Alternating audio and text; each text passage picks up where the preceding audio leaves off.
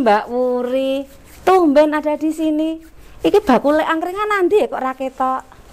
Bu Wiwin, iya ya Pak Jacknya lagi keluar. Katanya ngurus surat perjanjian dan beli materinya sekalian. Perjanjian apa iki? Jangan-jangan angkringannya arep didol. Lah kacau iki ya dhewe ra iso ketemu maneh nang kene. Bukan Bu, tadi bilangnya mau jual itu loh, mobil antik. Sekalian ngurus surat perjanjian jual beli dan beli materinya sekalian. Wah, jos iki. Pak Jack melek hukum, ngerti surat perjanjian, ana metere meneh. Dengar-dengar tadi pada lagi ngobrolin biaya materai ya? Iya Pak, ini tadi ngobrolin Pak Jack yang lagi keluar. Katanya sih ngurus surat perjanjian jual beli, sekalian beli materai gitu. Oh, benar itu. Kalau bikin surat perjanjian harus ada biaya materainya. Terus kalau surat perjanjian seperti itu kena materai berapa ya Pak? Dengar-dengar juga ada aturan baru ya? Iya, jadi untuk surat perjanjian, terus surat kuasa, atau surat dokumen-dokumen lainnya, itu pakainya materai yang 6.000 saat ini. Terus juga dokumen yang memuat nilai uang di atas 1 juta, itu juga pakai yang 6.000. Terkait dengan aturan baru biaya materai, memang saat ini sudah ada aturan baru, yaitu Undang-Undang Nomor 10 Tahun 2020. Dan itu nanti berlaku mulai 1 Januari tahun 2021. Nah, undang-undang ini karena dilatar belakangi oleh Undang-Undang biaya materai yang umurnya sudah 35 tahun, jadi sudah lama. Makanya sekarang diterbitkan aturan baru terkait dengan biaya materai. Nah, selain itu juga untuk memberi kesetaraan bagi utamanya para pelaku UMKM. Ya yang baru itu isinya apa, Mas?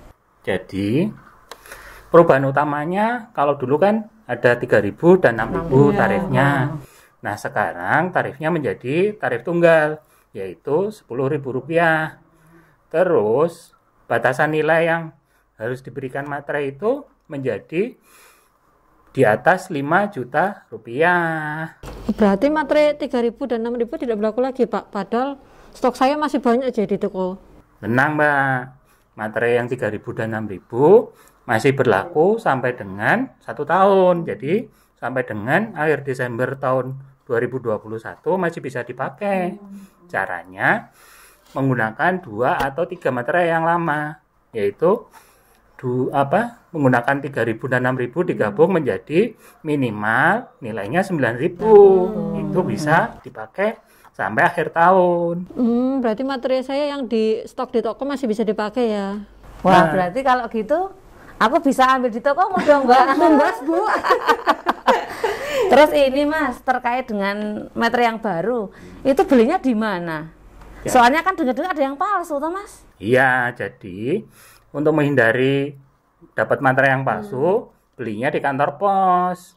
Karena kantor pos itu satu-satunya yang ditunjuk oleh Direktorat Jenderal Pajak untuk mendistribusikan benda materai. Kalau belinya kadung nih, wis kadung di toko yang lain nih, piye carane ben ngerti kuwi materai palsu apa kuwi sing asli, Mas? Nah, untuk memastikan materai itu asli atau palsu, bisa dilihat dari ciri-ciri fisiknya. Yang pertama dari bentuknya dan warnanya. Terus ada di situ tulisan lambang Garuda Pancasila dan tulisan materai tempel serta nominalnya.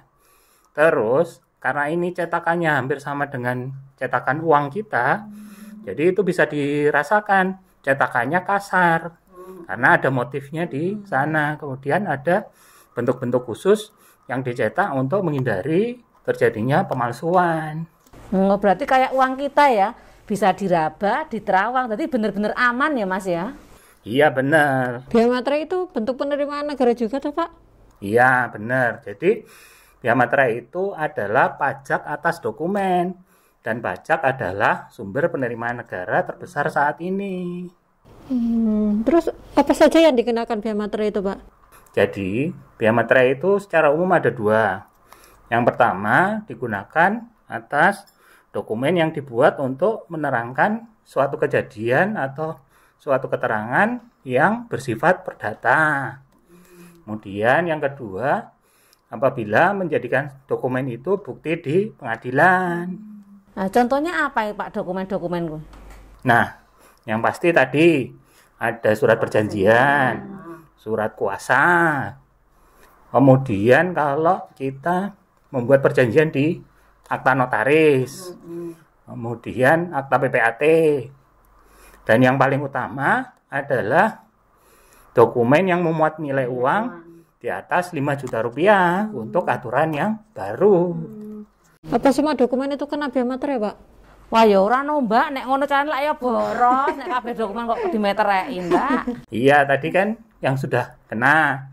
Nah, kalau yang tidak dikenakan meterai ada juga.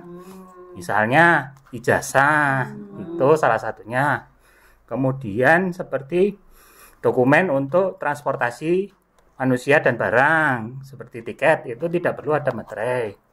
Kemudian tanda terima yang untuk kepentingan internal itu juga tidak perlu menggunakan meterai. Surat gade barang ya ora perlu meterai ya Mas. Ternyata nggak semua pakai materai ya, Bu. Benar, jadi tidak semua dokumen itu harus menggunakan materai sesuai dengan kebutuhan dan tujuan penggunaannya. Selalu gunakan meterai yang asli. Tadi belinya di kantor pos. Nah, dengan membayar biaya materai itu merupakan salah satu bentuk wujud kita mendukung pemerintah dalam penerimaan pajak. Ya. Jangan lupa kewajiban perpajakan lain selain biaya materai juga harus dilaksanakan karena pajak kuat Indonesia maju.